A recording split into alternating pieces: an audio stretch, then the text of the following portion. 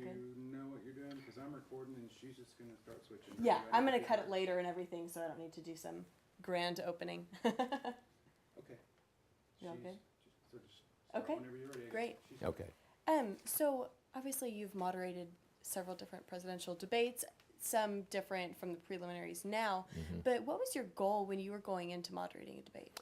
Well, I've actually done 3 of them, and what was different, those were during the general election, and so we had a Democrat and we had a Republican, just 2 people.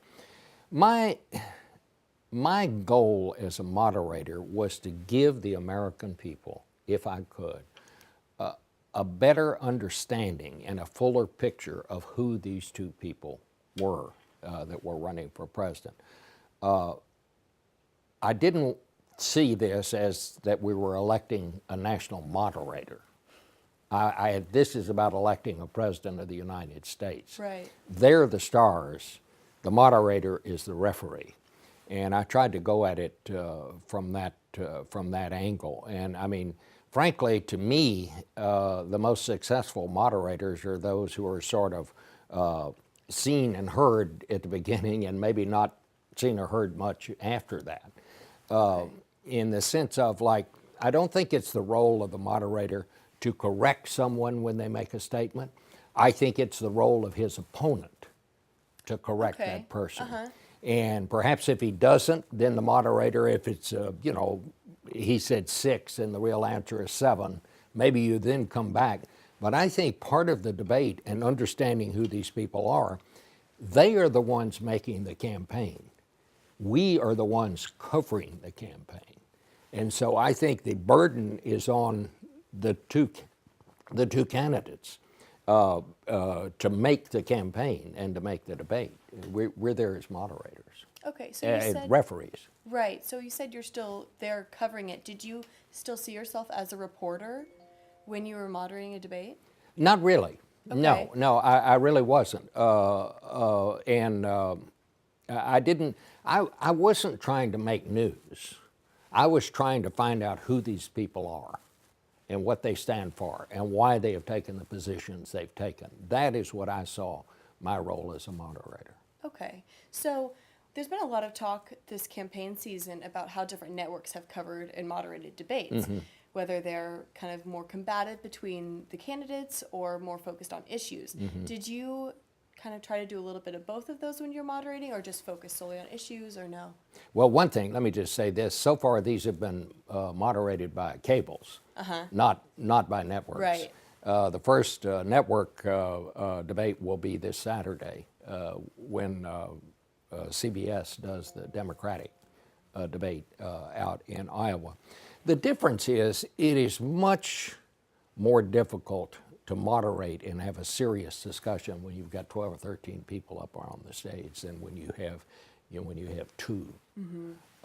I mean, it's almost like with this many people on the stage, it's more like 3rd grade, where everybody is trying to get the teacher's attention. Me, call on me. I want to say something. It's more of an exercise in getting attention than it is having a serious debate.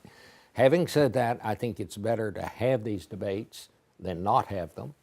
I don't know how you correct that. It's not up to us as the media to decide, who's going to get to run for president. That's up to the parties, and that's up to the individuals. And so you obviously have to have some criteria as who qualifies to get there. So I don't know how you reduce the number down to below what it is now. That'll happen as the various primaries continue to winnow out the candidates. But I think it's extremely difficult to have a serious discussion with that many people on stage. Okay.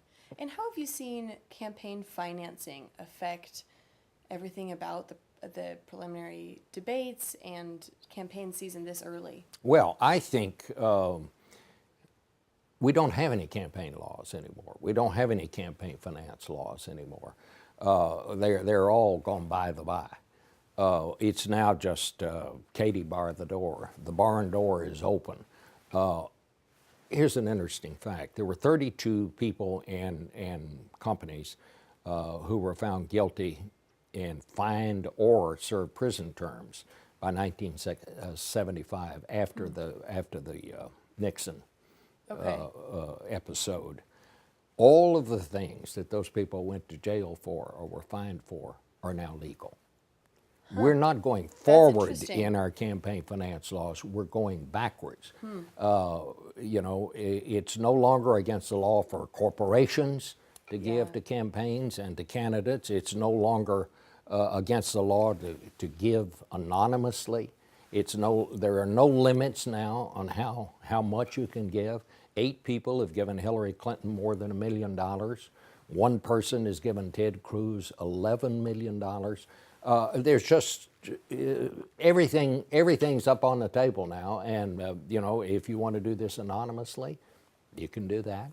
And if you don't, you know, if you want your name associated, you can. The result, I think, is that this money has overwhelmed the whole system to the Okay. point that many serious people just no longer want anything to do with politics. I think the candidate pool, the number of the people who are running for political office these days, is much different than it used to be. And I think the quality is lower because more and more people just say, I don't want to go through this. I don't want to have to spend all of my day begging people for money. I can just be more effective and get things done better by not participating in politics. And I think that's what's wrong here. I think this kind of campaign we're seeing now, where you have a reality show TV star leading on the Republican side and on the Democratic side, basically one legitimate Democratic Right. candidate. The Democratic Party has come up with, I mean, you may love Hillary Clinton, you may hate her. She's a legitimate candidate. She has a resume, she has a national following. Absolutely. She is a legitimate candidate. But the guy who's running second has never sought office as a Democrat. And to go beyond that, said at the last debate that he's not a capitalist. Well, I've covered a lot of campaigns in my time, and I've never heard anybody in the United States of America, which is founded on free enterprise, stand up and say, oh no, I'm not a capitalist. Yeah. That's a a little first. shocking. That's a first. Absolutely. And yet, he's running second on the Democratic side. And I think, again, this goes back to money has so overwhelmed the system that serious people are just not doing it anymore. Yeah. So where do you see that going in the future? Do you I don't think know. it'll be more of a breakdown? I don't know what's going to happen. I think we're at a crisis point here. The country faces very serious problems. The government is completely and totally gridlocked. It really can't do anything. I mean, when did filling potholes become a partisan issue? And yet it Right. is a partisan issue, and our whole infrastructure in the country is crumbling. And we can't figure out, we know what needs to be done, but the government can't figure out how to come together and get it done. This is the most serious problem facing her. There are 2 great problems facing the country right now. Washington's inability to face up to and resolve the issues that the country faces.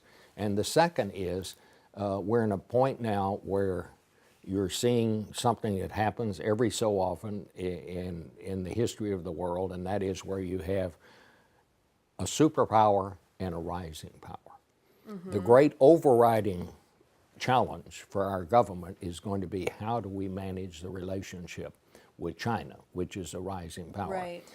There's been 16 times in the history of the world since Sparta was the superpower and Athens was the rising power, when there's been one superpower and one rising power. In 16 of the 14 times that that's happened, in 14 of the 16 times it's happened, that's resulted in war. Only 4 times has there not been a war Wow. when that situation developed. This is the overarching and overriding problem. The second problem, of course, is terrorism. The war on terrorism is not over. The terrorists are still there. The overarching thing, China, and how do we handle that relationship, terrorism, and then equally as important a challenge to our country is how do we get the government out of gridlock? and able to resolve the problems that, Okay. that confronts it. You know, we don't have a government for our amusement. The whole purpose of government is to make the lives of its citizens better. If it doesn't do that, then you don't need it. Well, right now, it's not doing that, and that is why you're seeing this great frustration in the land, this disgust with the whole system. That's why you have a reality TV star on one side who's risen to the top, and that's why you have only one really legitimate candidate on the other side. So it goes from right to left. But this campaign, I would call it the chickens have come home to roost. Really? We've been coming to this for a long time, and now we're there. Okay. Well, it's true. It's true. Sorry That'd to be interesting. give No, you such no, good news here. Not at all. No, I love getting your perspective on this. Well, thank you so much for your time. Well, I thank really, you. really appreciate Thank you it. very much. Thank you. All righty. That was really good.